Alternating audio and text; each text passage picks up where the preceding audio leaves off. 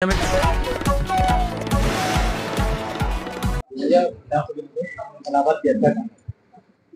तालुक्यामध्ये 89,000च्या वर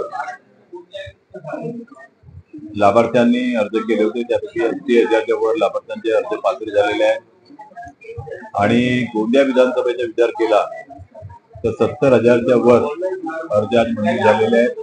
5,000 ऑफलाईन अर्ज आज प्रलंबित आहे आणि येणाऱ्या 17 तारखेच्या पूर्वी हा आकडा आपल्याला 80,000 पर्यंत कसा नेता येईल याकरता सर्व प्रकारची उपाययोजना आपण केलेली आहे आणि 70,000 अर्जांना कालच आम्ही या कमिटीच्या निवड समितीच्या अंतिम यादी मान्य करण्याच्या जो अध्यक्षपद माझ्याकडे आहे आमचे सदस्य आहेत त्यांच्यासोबत आम्ही या सर्व 70,000 अर्जांना मान्यता दिली। निश्चित रूपाने त्यांना सुद्धा पुन्हा मान्यता मिळणार आहे आणि जे कमतरता त्या अर्जांमध्ये होती त्या 3-4 दिवसामध्ये जवळपास 4,000च्या वर आकडा आपल्या तालुक्याचा होता तो आता फक्त 1,000 वर आलेला आहे आणि त्यांचे अर्ज त्यांना सुधारता येतात आणि ते निश्चित रूपाने पात्र होते। ग्रामीण भागापेक्षा शहरी भागामध्ये संख्या खूप कमी आहे।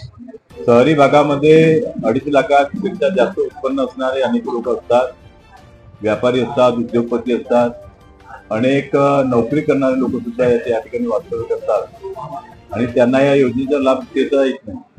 ज्यांचे उत्पन्न 2.5 लाखपेक्षा कमी आहे अशा लोकांकरता ही योजना आहे आणि म्हणून ग्रामीण भागाच्या तुलनेमध्ये शहरी भागामध्ये लाभार्थ्यांची संख्या कमी आहे आणि दुसरे अजून काही लाभार्थी समजा श्रावणबाळचा लाभ घेत असतील, काही संजय गांधी निराधारच्या योजनेचा लाभ घेत असतील, ते सुद्धा या लाभार्थी या योजनेमध्ये बसत नाही।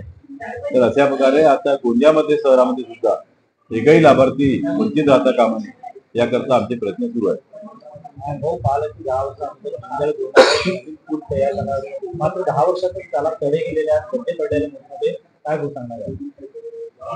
आता हे पूल कोणी बनवलं, कसं बनवलं तुम्हाला सर्वांना माहित आहे।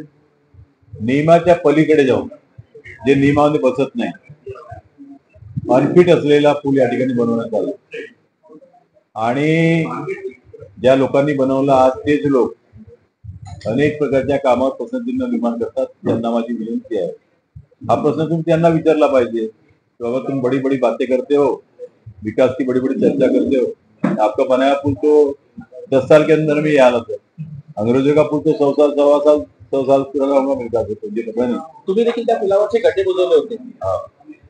तुम्ही देखील त्या गड्डे नाही बुजवले होते, त्या पुलाच्या म्हणजे खालच्या बाजूला आणि मागच्या बाजूला जे गड्डे पडले होते ते बुजवले। पुलावर भगदाड पडला नव्हता। आता मला सांगितलं पुलावर भगदाड झाला, मी तुमची न्यूज पाहिली।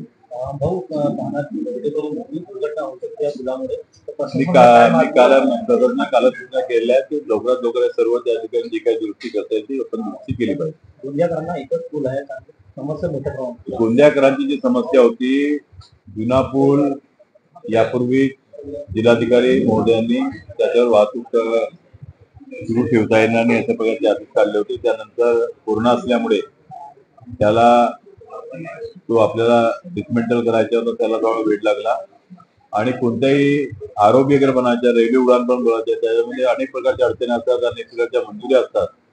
त्याकरता त्या सर्व मंजुऱ्या घेण्याकरता विलंब झाला, तरी पण आता चांगली सुरुवात झालेली आहे तुम्ही बघत असाल आणि येणाऱ्या 1 वर्षामध्ये आपण हा पूल निश्चितपणे लोकांकरता खुला करू शकतो अशा प्रकारची निश्चितपणे आज माझी म्हणजे मला खात्री आहे।